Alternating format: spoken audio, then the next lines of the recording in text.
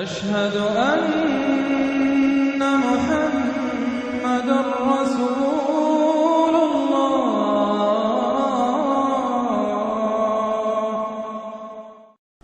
اب یہ دوسری سورت بسم اللہ الرحمن الرحیم سورۃ التحریم، یعنی یہ معاملہ کہ بیویوں کی محبت یا ان کے جذبات کا لحاظ اور پاس یا ان کی دلجوئی میں کوئی کام آپ ایسا کر بیٹھے کہ جو شریعت میں جائز نہیں، یا شریعت کا کوئی جائز کام ہے وہ آپ اس کو نہ کرنے کی قسم کھا لیں۔ اب ظاہر بات ہے کہ حضور کے لیے یہ تو ممکن نہیں تھا، قطعاً اس کا کوئی سوال ہی نہیں کہ آپ اپنی کسی بیوی کی محبت کی وجہ سے یا دلجوئی کی وجہ سے کسی حرام کام کا ارتکاب کرتے ہیں۔ لیکن دو تین واقعات ایسے ملتے ہیں کہ حضور نے اپنی بیویوں کی دلجوئی کے سلسلے میں کوئی چیز جو آپ کے لیے اصلاً حلال تھی اس کے بارے میں قسم کھا لی کہ اب یہ میں استعمال نہیں کروں گا، اس پر پکڑ آ گئی ہے۔ یا ایھا النبی لم تحرم ما احل اللہ لک، اے نبی صلی اللہ علیہ وسلم کیوں آپ حرام ٹھہرا رہے ہیں اپنے اوپر وہ شے جو اللہ نے آپ کے لیے حلال کی ہے۔ تبتغی مرضات ازواجک، کیا آپ چاہتے ہیں اپنی بیویوں کی رضا جوئی؟ واللہ غفور الرحیم۔ اب دیکھیے یہ تیور بتا رہے ہیں اللہ تعالیٰ کی جو یہ ناپسندیدگی۔ یا ایھا النبی لم تحرم ما احل اللہ لک تبتغی مرضات ازواجک واللہ غفور الرحیم، اللہ غفور الرحیم ہے، اللہ نے معاف فرمایا، اللہ نے آپ کی خطا سے درگزر کیا۔ قد فرض اللہ لکم تحلۃ ایمانکم، اللہ تعالیٰ نے تمہارے لیے ایسی قسموں کا کھول دینا جو اس کا راستہ معین کر دیا ہے۔ فرض میں یہ بھی سمجھا گیا لازم ٹھہرایا ہے، یعنی کوئی غلط قسم کھا لی ہے تو اس فرض ہے کہ اسے توڑ دیا جائے، لیکن توڑنے کا کفارہ ہے، ایسے نہیں توڑ دیا جائے گا۔ وہ بھی پوری آیت جو ہے وہ سورہ مائدہ کے اندر آ چکی ہے، گویا کہ اب آپ یہ اپنی قسم توڑیے اور وہ کفارہ ادا کیجیے۔ واللہ مولاکم، اللہ تمہارا مولا ہے، مددگار ہے، پشت پناہ ہے، وہو العلیم الحکیم، اور وہ سب کو جاننے والا ہے، کمال حکمت والا۔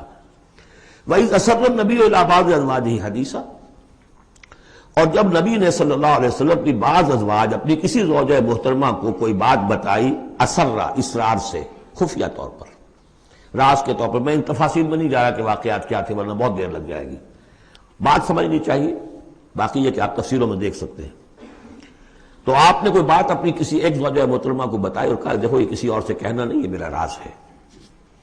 فلما نبات بہ، جب انہوں نے اس کو ظاہر کر دیا، عورتوں کے کہتے ہیں پیٹ ہلکے ہوتے ہیں اس بانی میں کہ راز رکھنے اپنے پاس، بہت سے مرد بھی عورتوں کی طرح کے ہوتے ہیں، ان سے کوئی چیز چھپائی نہیں جاتی، نہ ہر زن زنست و نہ ہر مرد مرد، لیکن یہ کہ عام طور پر یہ عورتوں کی کمزوری شمار ہوتی ہے۔ تو ازواج مطہرات سے بھی اس کا صدور ہوا ہے۔ فلما نبأت بہ، جب انہوں نے اسے ظاہر کر دیا، وأظہرہ اللہ علیہ، اللہ تعالیٰ نے اپنے نبی کو صلی اللہ علیہ وسلم سے مطلع فرما دیا کہ وہ راز نہیں رہا ہے، راز آپ کی ان اہلیہ نے فاش کر دیا ہے۔ عطف بعضہ، تو حضور نے کچھ تو ان کے سامنے ظاہر کر دیا، وأعرض عن بعض، بات پوری ان کو نہیں بتائی، بعض جو ہے روک لی۔ فلما نبأ بہ، تو جب انہوں نے حضور نے صلی اللہ علیہ وسلم ان کو بتایا، قالت من انباک ھذا، اب ایک طرز عمل تو یہ ہوتا ہے کہ فوراً ندامت ہوتی کہ ہاں حضور مجھ سے غلطی ہو گئی، میں واقعتاً آپ کا راز جو ہے وہ میں رکھ نہیں سکی اور مجھ سے بے دھیانی میں بے خیالی میں بات نکل گئی۔ ایک دوسرا یہ ہے من انباک، آپ کو کس نے بتایا؟ یہ انداز جو ہے، دیکھیے عام بیوی عام شوہر کے درمیان اس میں کوئی حرج نہیں، لیکن جیسا کہ سورہ حجرات میں ہم پڑھا ہے، اعلموا، جان لو اچھی طرح، ان فیکم رسول اللہ، اے عائشہ اے حفصہ یہ تمہارے شوہر ہی شوہر نہیں ہے، یہ اللہ کے رسول ہے۔ طرز عمل تمہارا جو ہے ان کے ساتھ بہت محتاط ہونا چاہیے، بہت محتاط ہونا چاہیے۔ من انباک، آپ کو اس نے بتایا؟ قال نبانی العلیم الخبیر، جواب میں بھی غصہ ہے حضور کا، مجھے اس نے بتایا کہ جو العلیم ہے اور خبیر ہے، جو سب کچھ جاننے والا ہے اور ہر چیز سے باخبر ہے۔ اب یہ اللہ تعالیٰ کی طرف سے آ رہا ہے، اس کی تعبیر میں اہل تشیع ایک انتہا کو نکل گئے، ہمارے عام مفسرین نے بھی انہی کی روش اختیار کی ہے، لیکن مولانا حمید الدین فراہی رحمۃ اللہ علیہ کا میں کم از کم اپنی ذات پر بہت بڑا احسان سمجھتا ہوں کہ جو انہوں نے تعبیر کی ہے، اور وہ عربی زبان کا جو اسلوب ہے اس کے اعتبار سے 100% درست ہے۔ ان تتوبا الی اللہ فقد صغت قلوبکما، اگر تم دونوں، اب ظاہر بات ہے کہ ایک اہلیہ کا نے راز چھپایا جو دیا گیا تھا دوسری اہلیہ، حضور کی دوسری اہلیہ کو کہا جاتا ہے، حضرت حفصہ نے یہ معاملہ کیا، حضرت عائشہ کو بتا دیا۔ ان دونوں کے تعلقات بہت اونچے تھے، اس لیے کہ ظاہر بات ہے کہ حضور کے ہاں جو مقام اور مرتبہ تھا ابو بکر کا اور عمر کا رضی اللہ تعالی عنہما، اس کے حوالے سے ہی پھر ازواج مطہرات میں بھی خود بخود غیر شعوری طور پر یہ احساسات ہو جاتے ہیں۔ تو انہوں نے ان تتوبا الی اللہ، اگر تو اب تم دونوں اللہ کی جناب میں توبہ کرو، فقط صغت قلوبکما، اس کا ترجمہ کیا تو تمہارے دل ٹیڑھے ہو چکے ہیں۔ یہ اہل تشیع کا ترجمہ ہے، ازواج مطہرات سے انہیں بالعموم قد ہے، حضرت عائشہ سے بہت سخت ہے، لیکن یہ عام ازواج مطہرات سے۔ اس کا ترجمہ صحیح یہ ہے کہ اگر تم اللہ کی جناب میں توبہ کرو تو تمہارے لیے یہی مناسب ہے، اور تمہارے دل تو مائل ہو چکے ہیں، لیکن ایک ہوتا ہے ناز والے نیاز کیا جانے۔ اب یہ ماننا جو ہے یہ ذرا کڑا گزر رہا ہے کہ حضور مجھ سے غلطی ہوئی، آپ مجھے معاف کر دیجیے، وہ بھی اس لیے کہ معاملہ ہے شوہر اور بیوی کا۔ جیسے ہم کہتے ہیں کہ میاں تمہارے دل میں تو بات اب آ چکی ہے، بس تم مان نہیں رہے ہو، دل میں تو تم نے بات سمجھ لی ہے، تم اگر ایسا کرو تو یقیناً تمہارے لائق ہے، یہ انداز ہے یہ۔ اور یہ بہت سی مثالیں دے کر انہوں نے واضح کیا، اب میں اسے بہت بڑا احسان مانتا ہوں۔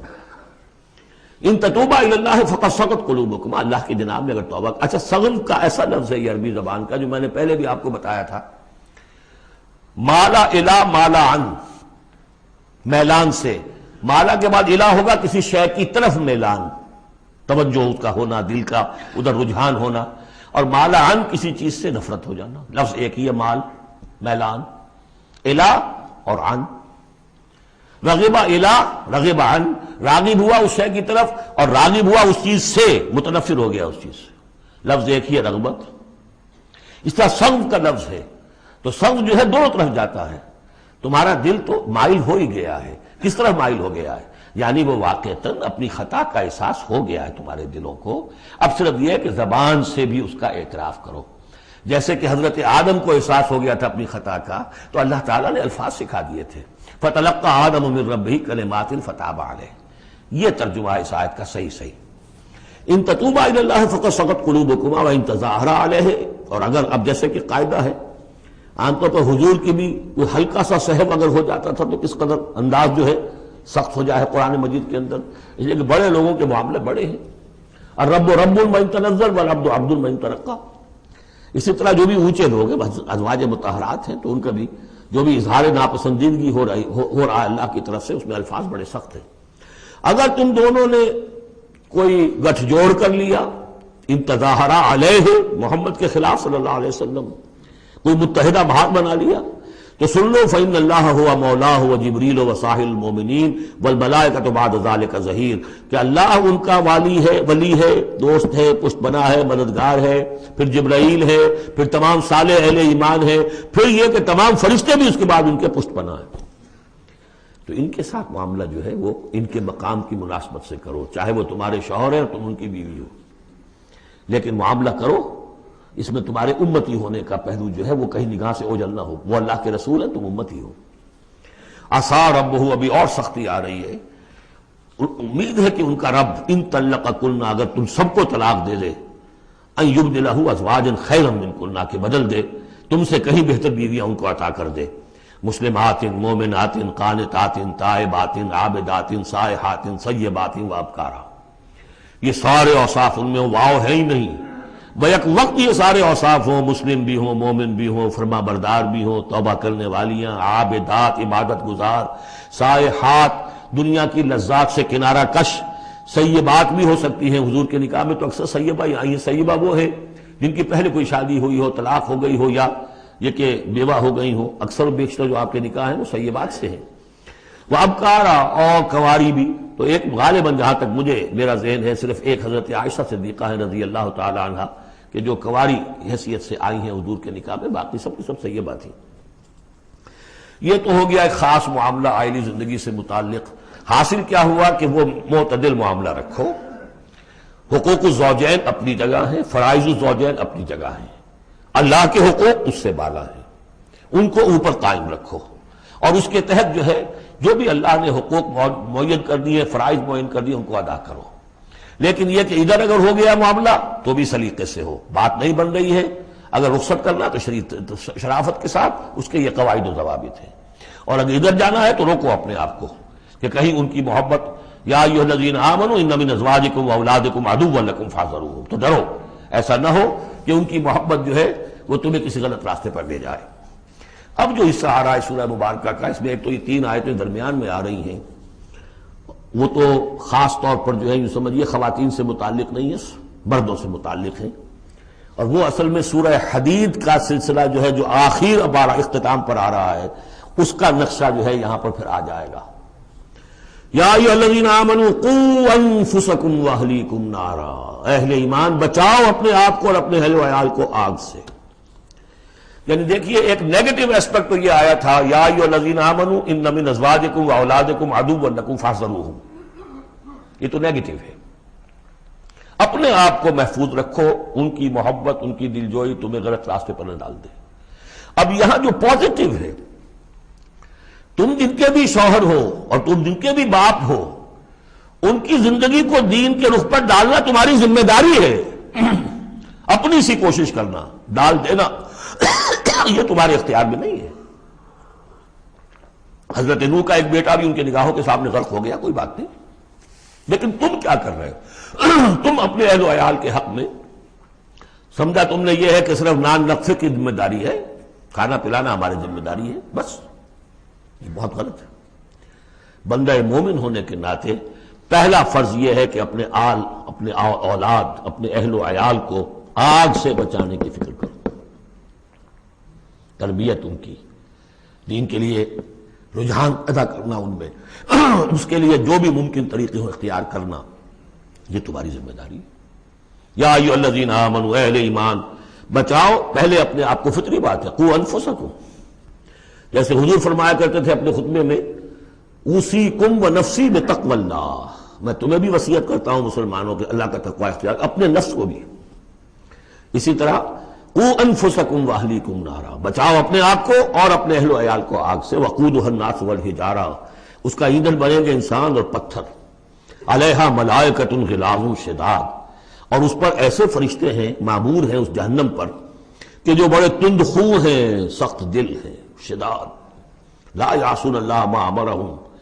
اب جب تم یا تمہارے لاڈلے، تمہاری لاڈلی بیوی اور تمہارے لاڈلے بیٹے اور بیٹیاں جب جہنم میں جھونکے جائیں گے، اگر اللہ نے تمہیں بچا بھی لیا اور وہ تمہارے سامنے جہنم میں جائیں گے، تو سوچ لو ان کی چیخ و پکار اور ان کا نالا و شیون، وہ فرشتوں کا دل جو ہے اسے پسیجے گا نہیں، وہ بڑے سخت دل ہیں۔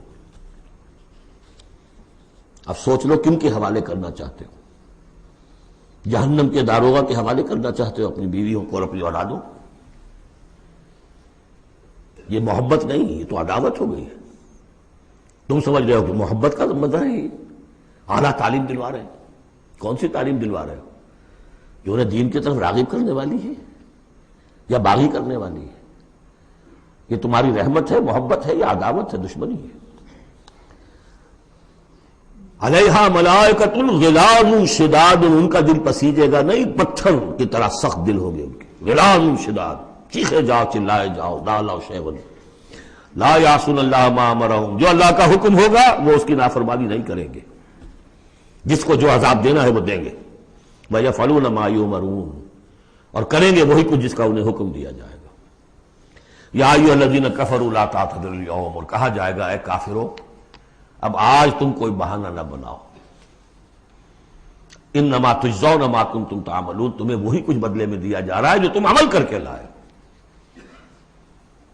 اس کے بعد ایک عظیم آیت آ رہی ہے اس سورہ مبارکہ، بلکہ اس پورے گروپ کے حوالے سے، جو میں نے عرض کیا تھا پل صراط کا ایک نقشہ آیا ہے وہاں، اس کی ایک جھلک یہاں بھی دکھائی گئی ہے، جو سورہ حدید میں تھا وہ یہاں ہے، یہاں اختصار کے ساتھ۔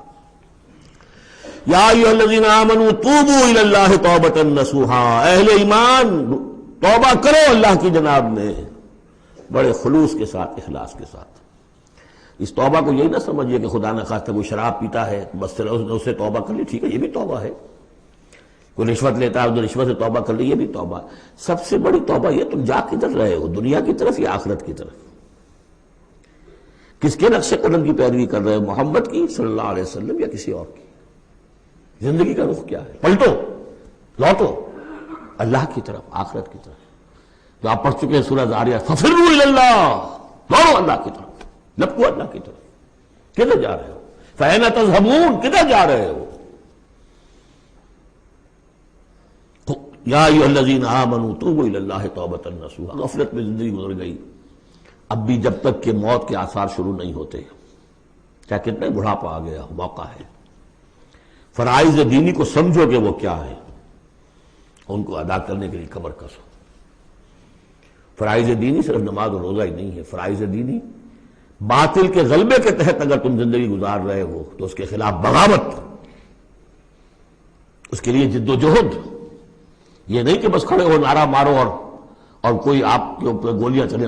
تیاری کرو اس کے لیے، جماعتی زندگی ہو، ان کی تربیت ہو. 12 برس تک مکے میں جو کرتے رہے محمد رسول اللہ صلی اللہ علیہ وسلم، اس کا کوئی عکس ہو. وہ کیفیت تو پیدا نہیں ہو سکتی. یہ رتبہ بلند ملا جس کو مل گیا، کوئی عکس اس کا 1000 میں 1 درجے میں کچھ تو ہو. یہ پیدا کرو، تیاری کرو، سمجھو منہج انقلاب نبوی کیا تھا. اس پر میری ایک کتاب موجود ہے، شاید آؤٹ آف پرنٹ ہے آج کل، منہج انقلاب نبوی. باقی کیسز تقریریں کی تو بے شمار ہیں. توبوا الی اللہ توبۃ نصوحا، خالص توبہ، پاک توبہ. یہ نہ ہوگا دل میں کہیں چور رکھا ہوا ہے کہ پھر کرنا تو ہے وہی کام، توبہ کی تسبیح کر لو، وہ توبہ نہیں. اگر تم خالص توبہ کرو گے، عسیٰ ربکم ان یکفر عنکم سیئاتکم، امید ہے تمہارا رب تم سے تمہاری برائیوں کو دور کر دے گا، نامہ اعمال کے دھبے بھی دھو دے گا. التائب من الذنب کمن لا ذنب لہ، جو حقیقت میں توبہ کر لے گناہ سے، وہ ایسے جیسے اس نے گناہ کبھی کیا ہی نہیں. اور یہ کہ آئندہ بھی تمہارے دامن کردار پر جو داغ ہیں وہ بھی دھو دے گا. وَيُدْخِلَكُمْ جَنَّاتٍ تَجْرِي مِن تَحْتِهَا الْأَنْهَارُ، داخل کرے گا تمہیں ان باغات میں جن کے دامن میں ندیاں بہتی ہوں گی. یوم لا یخزی اللہ النبی والذین آمنوا معہ، جس دن کہ اللہ تعالیٰ نہیں رسوا کرے گا نہ اپنے نبی کو نہ ان کو جو ان کے ساتھ ایمان لائے، صلی اللہ علیہ وسلم ورضی اللہ تعالیٰ عنہم اجمعین. نورہم یسعی بین ایدیہم، ان کا نور دوڑتا ہوگا ان کے سامنے، وبایمانہم، اور ان کے داہنی طرف. وہی الفاظ ہے جو سورہ حدید میں آئے. دل میں ایمان تھا تو نور ایمان سامنے کی طرف اس کا ٹارچ کی روشنی پڑے گی، اور اعمال صالحہ کا نور داہنی طرف ہوگا. داہنا ہاتھ اعمال صالحہ کا قاسم ہے. یقولون ربنا اتمم لنا نورنا، اور وہ کہتے ہوں گے کہ اے رب ہمارے نور کو کامل فرما دے. اس کو مطلب سمجھ لیجئے، حضور نے فرمایا جن کو نور عطا ہوگا، کچھ لوگوں کا نور تو صرف اتنا ہوگا کہ ان کے قدموں کے آگے روشنی ہو جائے گی. وہ بھی بڑی غنیمت ہے. اندھیرے میں پگڈنڈی پر چلنا ہو تو وہ اتنی ٹارچ کی روشنی بھی وہ معلوم ہوگا بہت غنیمت ہے. لیکن کچھ لوگوں کو ایسا نور ملے گا کہ جس کی روشنی یہاں مدینے سے صنعاء تک جائے گی، یمن کا شہر. ابو بکر صدیق کو کون سی روشنی ملے گی؟ ہمیں تو وہ ٹارچ بھی مل جائے تو بہت غنیمت ہے. لیکن جنہیں وہ تھوڑا ملے گا، کیوں تھوڑا ملا؟ کوتاہیاں تھیں، تقصیرات تھیں، کمی تھی، جتنا کرنا چاہیے تھا اتنا نہیں کیا تھا، کچھ بچا بچا کے بھی رکھا تھا. تو بچا بچا کے نہ رکھ اسے، تیرا آئینہ ہے وہ آئینہ کہ شکستہ ہو تو عزیز تر ہے نگاہ آئینہ ساز میں. لہذا کم ہوگا پھر وہ دعا کریں گے ربنا اتمم لنا نورنا. اپنے کرم سے، اپنے فضل سے، اپنی شان غفاری سے ہماری کوتاہیوں کو ڈھانپ لے اور ہمارے نور کو بھی کامل فرما دے. اتمم لنا نورنا واغفر لنا، ہمیں بخش دے.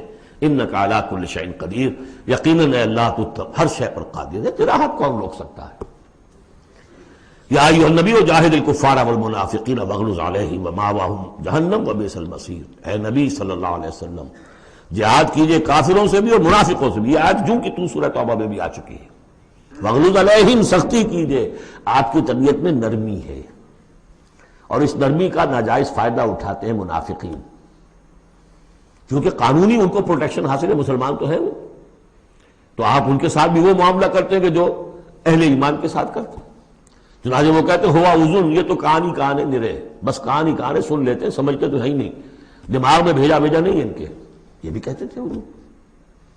لیکن آپ سختی کیجئے. یا ایھا النبی جاہد الکفار والمنافقین واغلظ علیہم ومأواہم جہنم، ان کا ٹھکانہ جہنم ہے، وبئس المصیر، اور بہت ہی برا ٹھکانہ ہے. اب جو ان 2 صورتوں میں خواتین کا معاملہ آیا، اس کے حوالے سے اب یہ مقام آ رہا ہے بہت اہم، اس بات کو واضح کرنے کے لیے کہ خواتین اس غلط فہمی میں مبتلا نہ ہو کہ اللہ کے ہاں سوال جواب جو ہونا ہمارے شوہروں سے ہی ہونا ہے، ہم سے کیا ہے، ہم تو ان کے تابع ہیں. ہر عورت ایک مکمل انسان ہے، فل ہیومن بینگ. اور جہاں تک اس کی ایک آنر کا تعلق ہے، dignity and honour, human dignity, وہ بالکل مساوات طور پر شیئر کرتی ہے، اخلاقی طور پر مساوات ہے بالکل. اور ہر ذمہ دار ہے اپنے فرائض کی، عورت بھی جیسے کہ مرد ہے. اس کا اپنا ایمان ہوگا، عمل صالح ہوگا تو اللہ کے ہاں بیڑا پار ہوگا. اپنا ایمان اور عمل صالح نہیں ہے تو شوہر بڑے سے بڑا ہو وہ بچا نہیں سکے گا. یہ حقیقت کو واضح کرنے کے لیے 3 خواتین بلکہ 4 خواتین کی مثال یہاں آئی ہے. ضرب اللہ مثلا للذین کفروا امرأۃ نوح وامرأۃ لوط. اللہ تعالیٰ نے مثال بیان کی ہے کافروں کے لیے نوح کی بیوی اور لوط کی بیوی کی. کانتا تحت عبدین من عبادنا صالحین، وہ دونوں تھیں ہمارے 2 بہت صالح بندوں کے تحت، ان کے نکاح میں تھی. فخانتاہما، تو انہوں نے ان سے خیانت کی. فلم یغنیا عنہما من اللہ شیئا، تو نہ بچا سکا انہیں ان کا شوہر، ان کے دونوں شوہر جو ہیں نہ بچا سکے اپنی دونوں بیویوں کو کچھ بھی. بیوی بھی غرق ہوئی، حضرت نوح علیہ السلام کی وہ بیوی، اور حضرت لوط کی وہ بیوی بھی اسی طریقے سے جو پتھراؤ ہوا اسی میں ہلاک ہوئی. تو نہ یہاں وہ بچا سکے شوہر. وقیل ادخلوا النار مع الداخلین، اور کہہ دیا جائے گا داخل ہو جاؤ جہنم میں داخل ہونے والوں کے ساتھ، کوئی شوہر تمہیں نہیں بچا سکتا، چاہے وہ نوح اور لوط ہوں. لوط تو خیر اولو العزم من الرسل میں ان کا شمار عام طور پر نہیں ہوتا، حضرت نوح تو بہت اولو العزم 950 برس جنہوں نے دعوت دی. اسی لیے حضور اپنے گھر کی خواتین کو جمع کر کے پھر کہا فرمایا کرتے تھے، یا فاطمہ بنت محمد انقذی نفسک من النار فانی لا املک لک من اللہ شیئا، یا صفیہ عمۃ رسول اللہ انقذی نفسک من النار فانی لا املک لک من اللہ شیئا. اے فاطمہ، محمد کی نور چشم، لخت جگر، اپنے آپ کو آگ سے نکالو، بچاؤ، مجھے کوئی اختیار حاصل نہیں ہوگا تمہارے بارے میں اللہ کے ہاں. اے صفیہ، اللہ کے رسول کی پھوپھی، اپنے آپ کو آگ سے بچاؤ، اس لیے کہ مجھے کوئی اختیار حاصل نہیں ہوگا. ضرب اللہ مثلا للذین کفروا امرأۃ نوح وامرأۃ لوط کانتا تحت عبدین من عبادنا صالحین فخانتاہما فلم یغنیا عنہما من اللہ شیئا وقیل ادخلوا النار مع الداخلین. یہ میں بیان کر چکا ہوں ایک دفعہ پہلے بھی کہ اہل تشیع کا خیال یہ ہے کہ یہ زانیہ تھیں دونوں بیوییں. اہل سنت اس کو تسلیم نہیں کرتے. خیانت صرف اسی معاملے میں نہیں ہوتی، خیانت رازداری میں سب سے بڑی خیانت ہے کہ جو راز ہوتے تھے یہ وہ اپنے دشمن، جو حضور انبیاء کے رسولوں کے دشمن تھے، اپنی قوم کے لوگوں کو ان کے راز پہنچا دیتی تھی. یہ خیانت تھی. اس لیے کہ سورہ نساء میں جو آیا ہے فالصالحات قانتات حافظات للغیب، غیب کے اندر حفاظت کرنا پوری. ظاہر بات ہے کہ بیوی سے زیادہ بڑھ کر تو کوئی نہیں ہوتا کہ جو شوہر کی باتوں سے واقف ہو. تو یہ خیانت ہے اہل سنت کے نزدیک. لیکن بہرحال نتیجہ یہی ہے کہ وہ پھر جہنمی ہے، اور صرف نبی کی بیوی ہونے کے ناطے سے انہیں چھٹکارا نہیں مل جائے گا.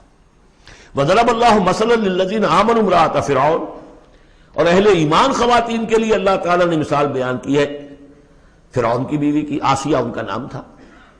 اذ قالت رب ابن لی عندک بیتا فی الجنہ. اب اس ایک جملے میں ان کی پوری ذہنی اور نفسیاتی کیفیت سامنے آ رہی ہے. جبکہ اس اللہ کی بندی نے کہا پروردگار میرے لیے تو جنت میں اپنے پاس ایک مکان بنا لے، وَنَجَّنِي مِن فِرْعَوْنَ وَعَمَلِهِ، مجھے نجات دے اس فرعون سے بھی اور اس کے عمل سے بھی. وَنَجَّنِي مِنَ الْقَوْمِ الظَّالِمِينَ، اور اللہ جلد از جلد مجھے نجات دے ان ظالموں کی قوم سے. یعنی موت کی آرزو کر رہی ہیں.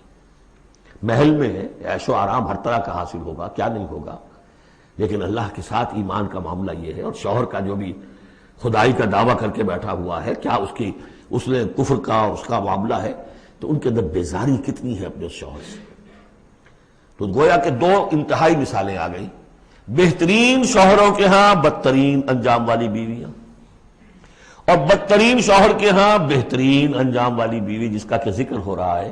اور سب سے اونچی جو خواتین ہوں گی حضرت مریم، حضرت آسیہ، حضرت خدیجہ، حضرت عائشہ، حضرت فاطمہ، یہ یوں سمجھیے چوٹی کی خواتین ہوں گی قیامت میں. تو اس حوالے سے یہ جو آسیہ ہیں یہ بھی انہی میں. وَمَرْيَمَ ابْنَتَ عِمْرَانَ الَّتِي أَحْسَنَتْ فَرْجَهَا، تیسری مثال دی ہے عورت خود بھی نیک ہو اور اسے نیک تربیت مل جائے، نیک ماحول مل جائے. وَكَفَّلَهَا زَكَرِيَّا، حضرت زکریا جو ہیں انہوں نے ان کی کفالت کی، ان کی پرورش کی، ان کو اپنے پاس رکھا، تربیت کی، ایک نبی کی آغوش تربیت میں پلی ہیں، لہذا وہ نور علی نور ہے۔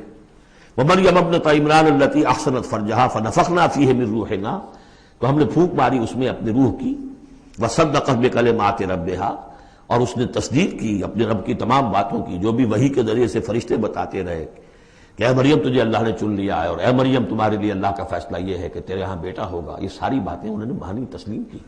صدقت بکلمات ربہا وکتبہ، اور جو اس کی کتابیں تھیں، ظاہر بات ہے کہ تورات ان کے پاس موجود تھی، زبور ان کے پاس موجود تھی، انبیاء کے اور صحیفے ان کے پاس موجود تھے۔